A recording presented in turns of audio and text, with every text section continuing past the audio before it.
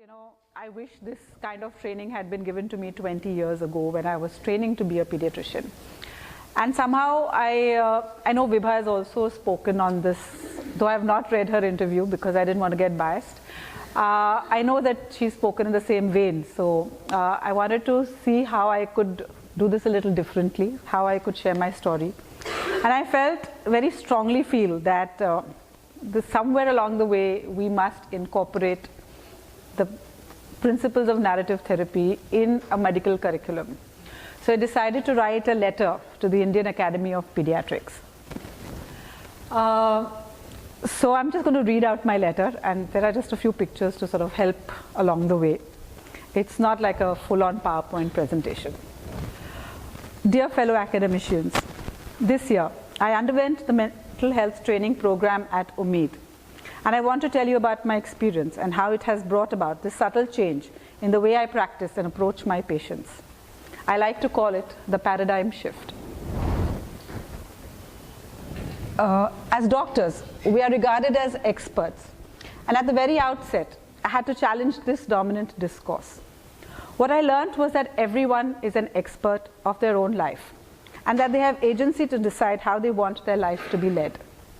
Even their diseases and the symptoms of their diseases are theirs, and it is up to them to figure out what they want to do with these symptoms and the effect of these on their body.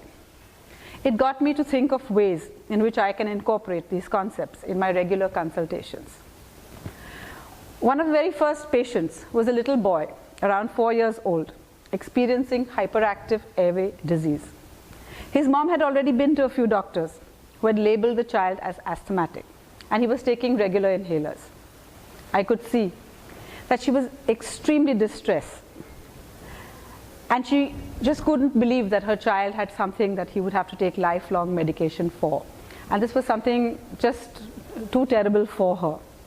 So I decided not to talk about, what medication is, the medication right or wrong, and started exploring what her feelings were about her experience with what has happened till now.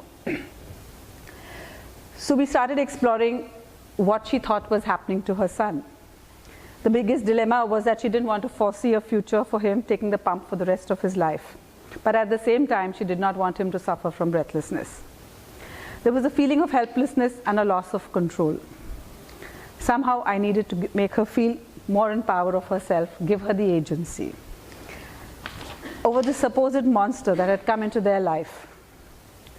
Any battle needs that we understand the enemy better. So we decided to characterize and understand breathlessness. I helped her to understand the pathophysiological process of bronchospasm. What happens when you have bronchospasm? What are the things that trigger bronchospasm? What are the various medicines that may help it? What are the various things that can prevent it? And as she was talking more and more about it, I could see, even in her body language, how her posture was started, because now it was something that had even slightly been externalized, and she was getting more of a sense of the understanding of what was really happening, rather than just being told, he has asthma, he has to be taking this medication. So over the next few months, mom and son were able to re-author what position hyperactive airway disease had in their lives and how they wanted to deal with it. I found her to be more comfortable with its presence. After this, she actually used to just, speak to me once in a while and say, this is what I'm doing, I've started this inhaler now, I've stopped this inhaler. So she felt more in control after that. I know I've shared this story before, but I've also worked in the same narrative principles in another area. So another area of my practice where I found narrative concepts extremely useful is in my handling of newly born moms. I call the moms newly born because it is only when the child is born that a mother is born. The arrival of motherhood is a huge change in their lives, and much as they're excited about their little baby, they're not quite sure this is what they truly signed up for. The incessant breastfeeding, the nappy changing, the never being able to get a full night's sleep, and every japabai, friendly neighborhood aunt and family member offering free, unwanted advice, trying to convince them that they're going to fail. That first 15-day checkup is like the worst exam they're ever going to give. They're dreading me putting the baby on the weighing machine.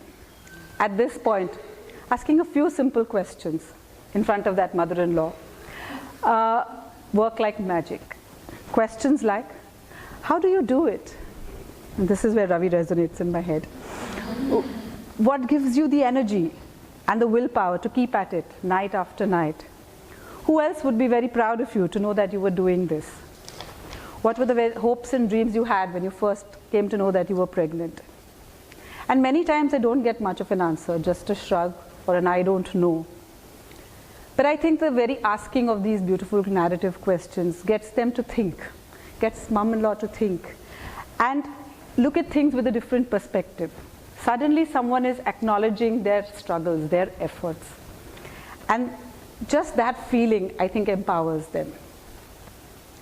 I did my pediatric training from a very hardcore school that believes that breast is best. And of course, breast is the best. But it's not the only truth. Whenever I've explored options of giving top feed, your top feed to the child, or expressing milk and letting either the father or somebody else do the feed, I have found that just knowing that they have options is a huge relief for these people. It takes off the load from their minds, and they're able to actually produce milk more efficiently. My position as an expert, of course, has its advantage, because if I'm okay with it, then it must be okay. They do want to know the actual medical facts behind the stance taken. I know if my body language is relaxed while I'm having this conversation, they will feel relaxed. And this is what something narrative has taught me to do. And it helps immensely to alleviate some of the guilt that has been building up inside these moms. Not only is it a paradigm shift for me, but I know there's a paradigm shift going on in that room. And I want to empower almost everybody with this paradigm shift on their laptop button. Not just patients, not just me, but every single doctor. I hope that I can somehow help to promote this a bit further. It is particularly more challenging to remain decentered. If, for example, I'm seeing a patient for counseling, not so much of a medical problem, I have to be more careful not to jump in and offer advice. Since I've been in narrative practice, I've had a couple of patients who have come for more like for counseling. This is where I have been helped by supervision, and where I continuously have to go on using the maps of narrative therapy and make them take action after they have explored the effects and understanding their own hopes and dreams, brightening up their stars of their preferred stories. What I have noticed is that it requires tremendous skill, and it isn't as easy as it looks. And I salute all of us who are hoping to get better at this. It is important to constantly ask, what is my intention behind the questions I'm asking, and what do I hope to achieve? And this is the dominant thought that I have to keep in my mind all the time. And this constant moving from a centered to a decentered position and back is challenging, but will work. It is an ongoing process, one which I hope will never cease. It brings an image to my mind. This image is that of Samudra Manthan or Amrit Manthan.